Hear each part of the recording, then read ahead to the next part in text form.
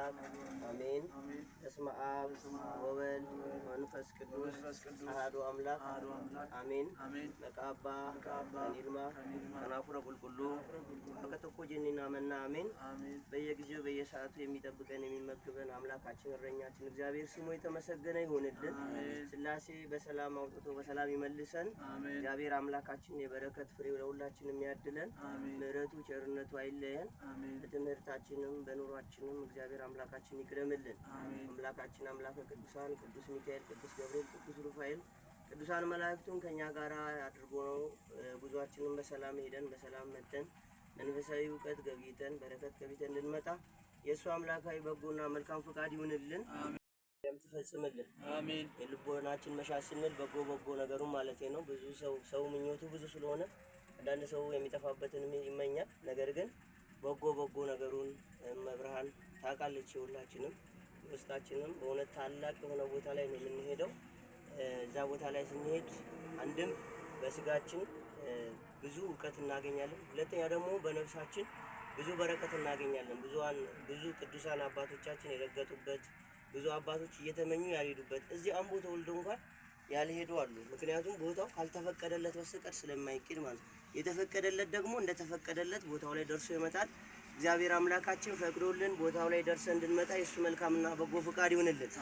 አባታችን ሆይ በሰማያት የምትኖር ስምህ ይቀደስ፣ መንግሥትህ ትምጣ፣ ፈቃድህ በሰማይ እንደሆነች እንዲሁም በምድር ትሁን። የዕለት እንጀራችንን ስጠን ዛሬ፣ በደላችንን ሁሉ ይቅር በለን እኛም የበደሉንን ይቅር እንድንል።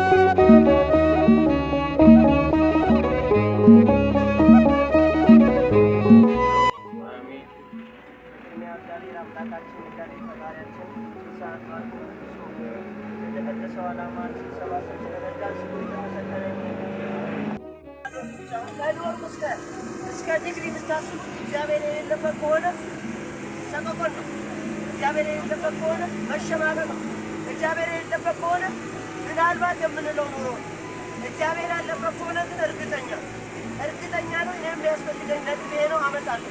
እግዚአብሔር ያለበታል እርግጠኛ ነኝ። እመረቃለሁ፣ ተመርቄም ስራ ይዛለሁ። ምክንያቱም ማን አለ?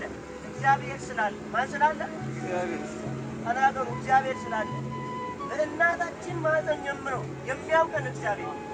ኤርምያስ ምዕራፍ 5 ቁጥር 1 ላይ ከእናት ሆድ ሳለህ አውቃለሁ፣ ከማኅፀን ሳለህ አውቃለሁ። ከእናታችን ሆድ ጀምሮ የሚያውቀን እግዚአብሔር ከእኛ ጋር እንዳለ ካመንን አረጋገጥ። የመዳን አንዱ ትልቁ መስፈርት ወይም ደግሞ ድኛለሁ የምንለው ሰዎች ብዙ ጊዜ ድኛለሁ የሚሉ ሰዎች እግዚአብሔር እንዳለ የሚያምኑ ነው። እግዚአብሔር ከእነሱ ጋር እንዳለ የሚያረጋግጡ ናቸው። ድኛለሁ። ስለዚህ የዳንኛ እግዚአብሔር ከእኛ ጋር ነው። እግዚአብሔር ከእኛ ጋር መኖር የምናየው ደግሞ በሕይወታችን በሚገጥሙን ሁለት ነገሮች፣ አንድም መከራ ነው፣ አንድ ደግሞ በጎ ነገር ነው። በጎ ነገር ብቻ የሚገጥመን ከሆነ በጎ ነገር ብቻ በሕይወታችን እስካለ እግዚአብሔር ከእኛ ጋር አለ።